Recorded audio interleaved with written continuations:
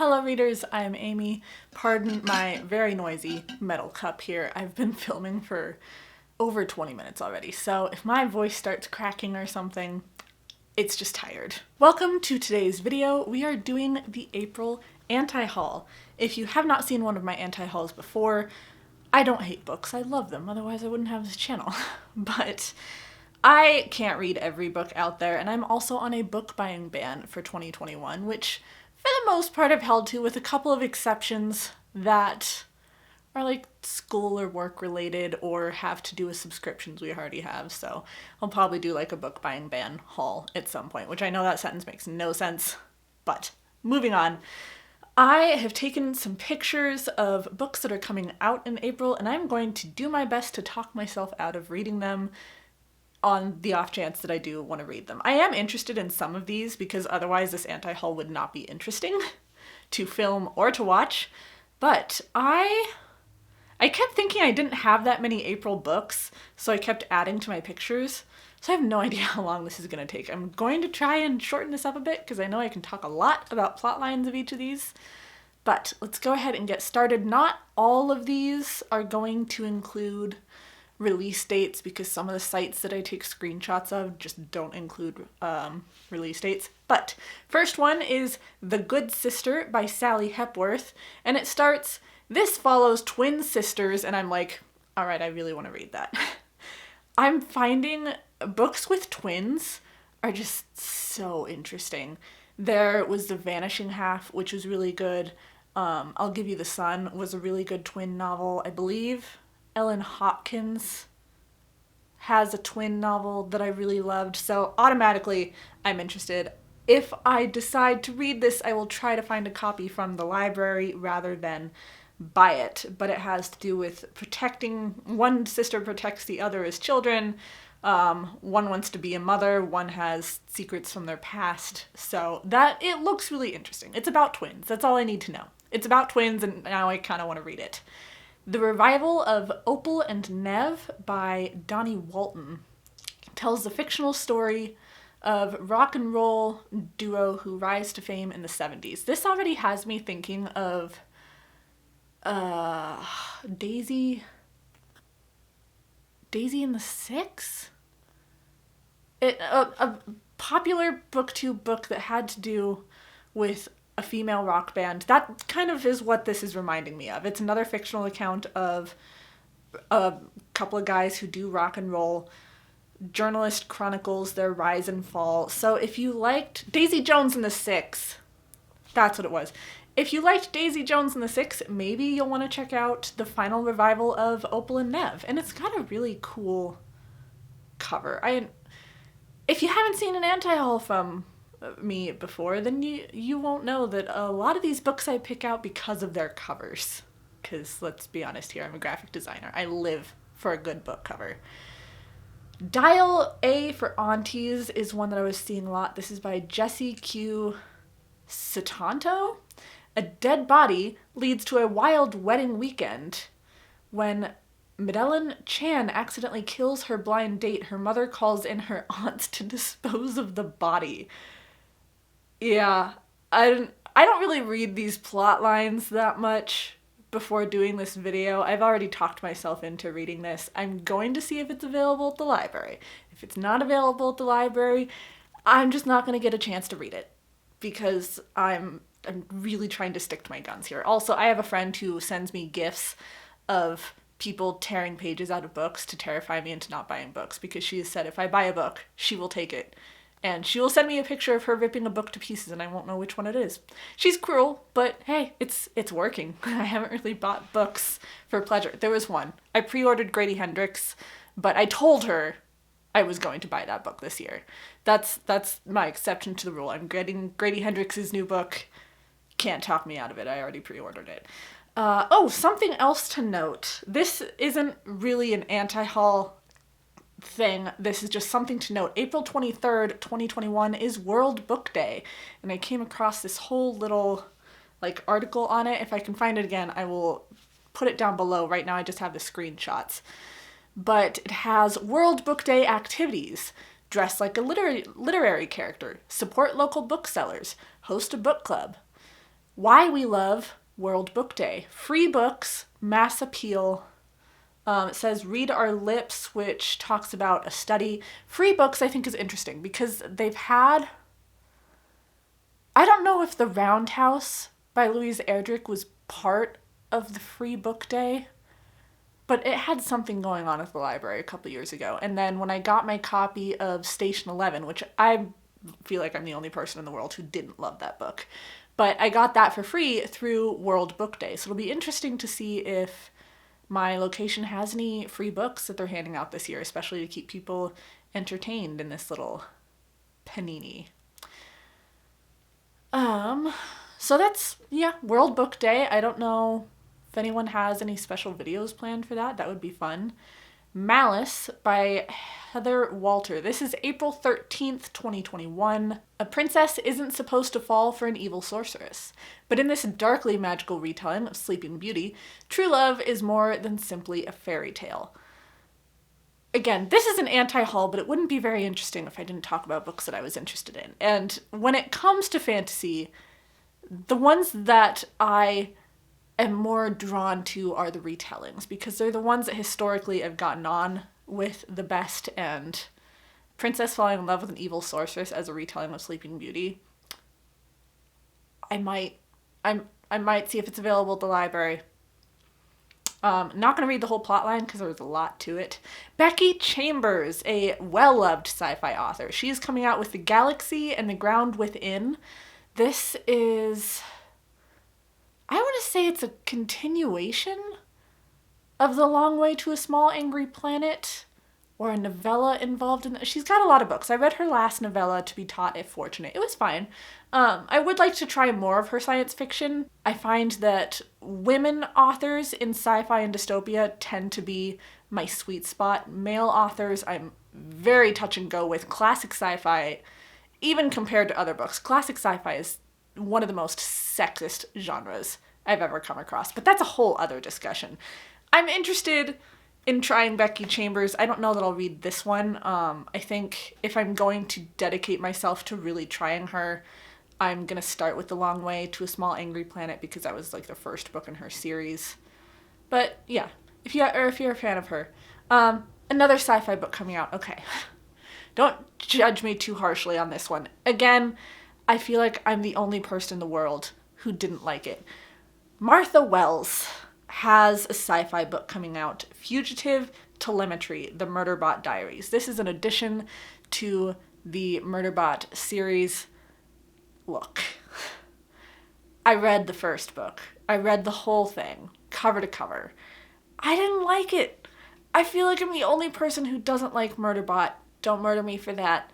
But there wasn't a lot of world explanation. It was so reliant on character. And for my sci-fi preferences, I like to know the world that I'm in. Character isn't the most important to me until we're further on in the series, because sci-fi really is like fantasy, where you're exploring this totally different place.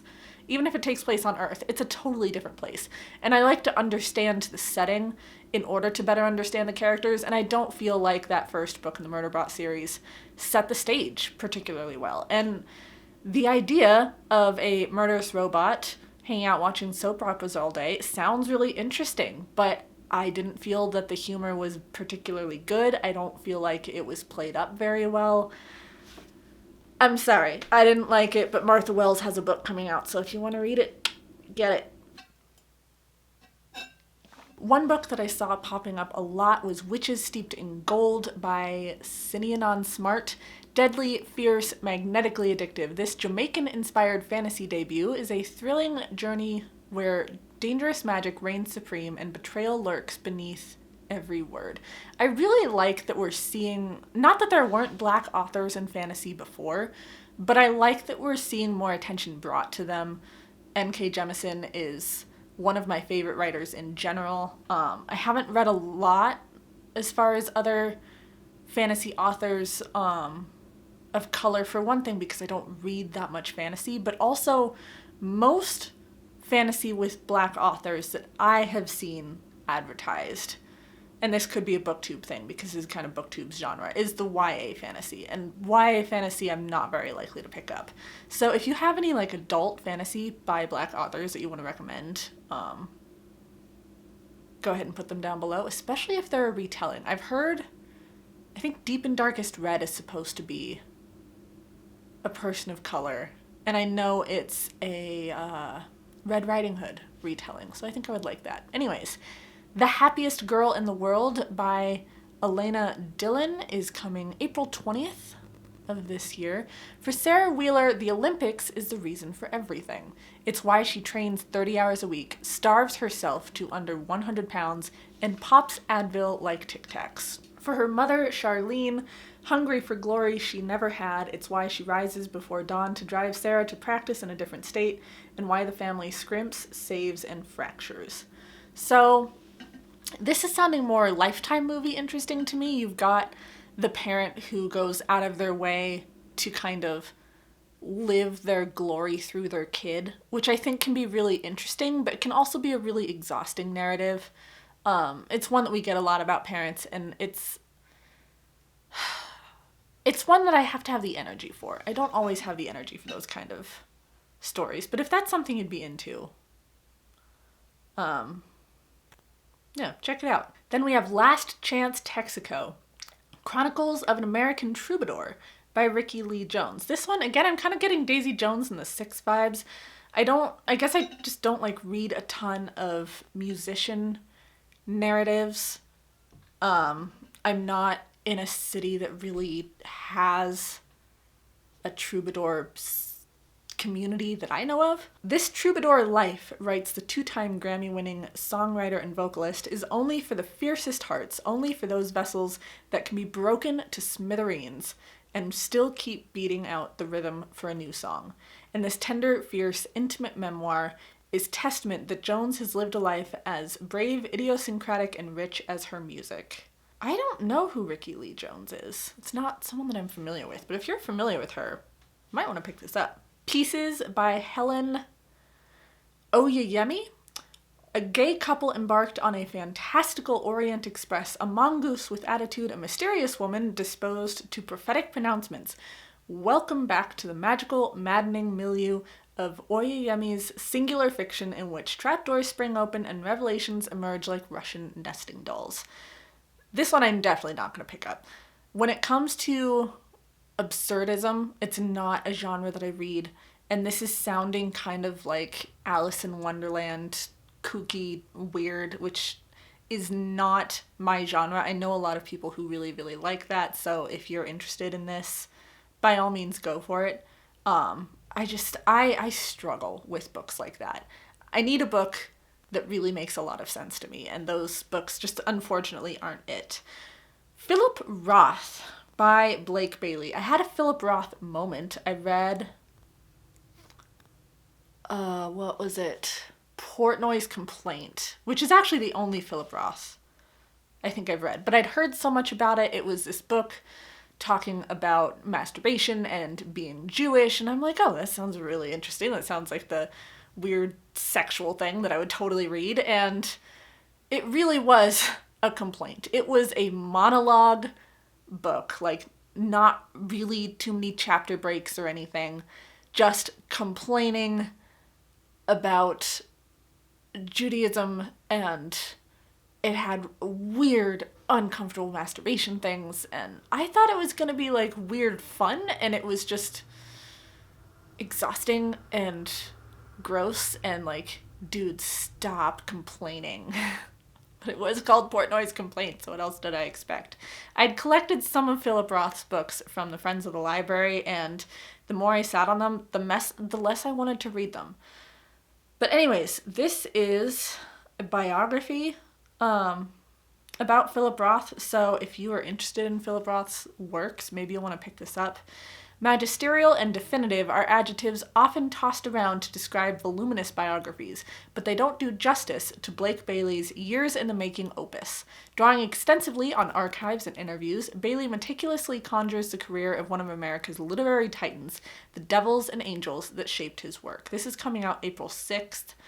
I don't know what was so loved about Philip Roth, again, I only really read one of his books, but he always sounded like an interesting person. And then I read Portnoy's Complaint, and it's one of those books.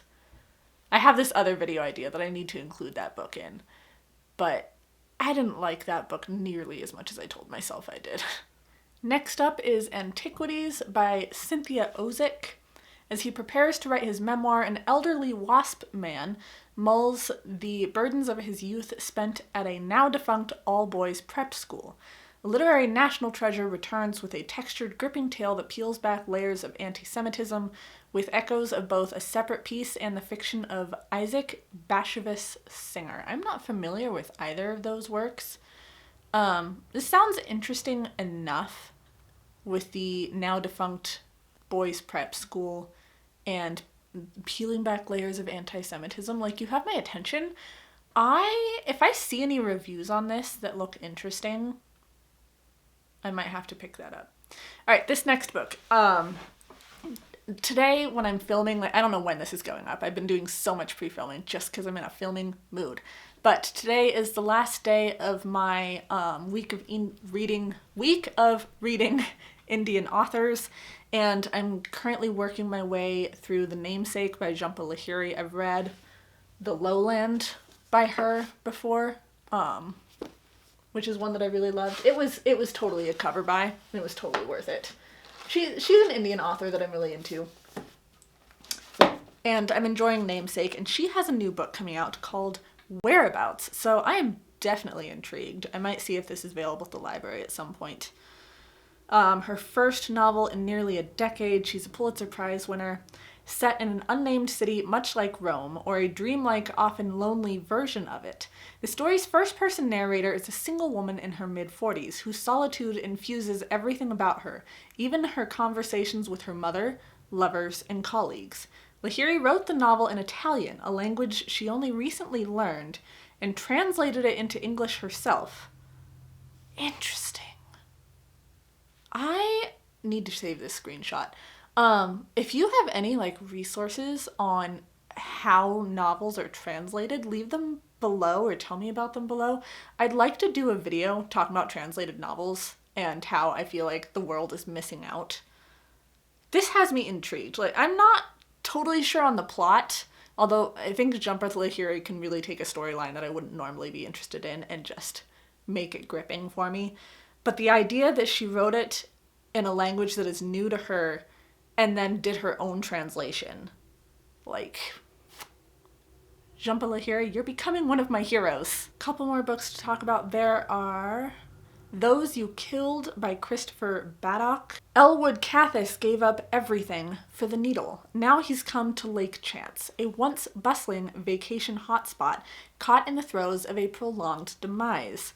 Suffering with intense withdrawal and plagued by nightmarish visions, Elwood will confront the lake's dark past as well as parts of himself he thought lost. I think I know a couple of people who would really be interested in that. I am hesitant based on plagued by nightmarish visions when it comes to visions and dreams and kind of the unreliable narrator. It's not something I'm super into. I like a story that's a little more straightforward, and dream sequences have just never worked for me.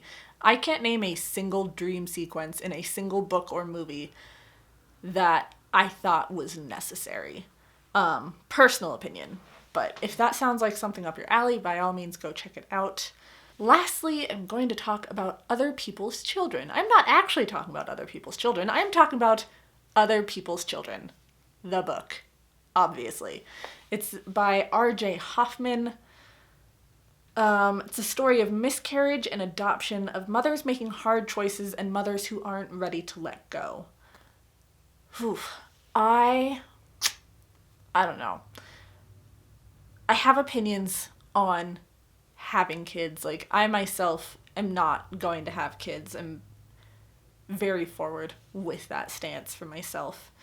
I am a child of adoption, though, so this sounds like something that I could be really interested in. It sounds like a book that I would like to read eventually, but it also sounds like a book that's going to break me apart and burst me into tears. And I am not usually one to pick up books that make me cry. Like Hanya Yanagihara? Was that the name? Of that one book that's making everyone cry. My brain is fried at this point in the day. A Little Life, that's what it was, by Hanya Yanagihara, I think is the author's name. That one has people bursting into tears, and I am so curious to read it, but also I don't want to do that to myself. So Other People's Children is kind of the same thing. I'm very curious about this book, but do I want to torture myself? Not really. Anyways, that is it for April's anti-haul. So let me know down below what books are interesting to you, what books are not, what books are you looking forward to that I haven't talked about here. Please like, subscribe, be my friend on social media, and we'll see all of you in my next video. Bye, friends.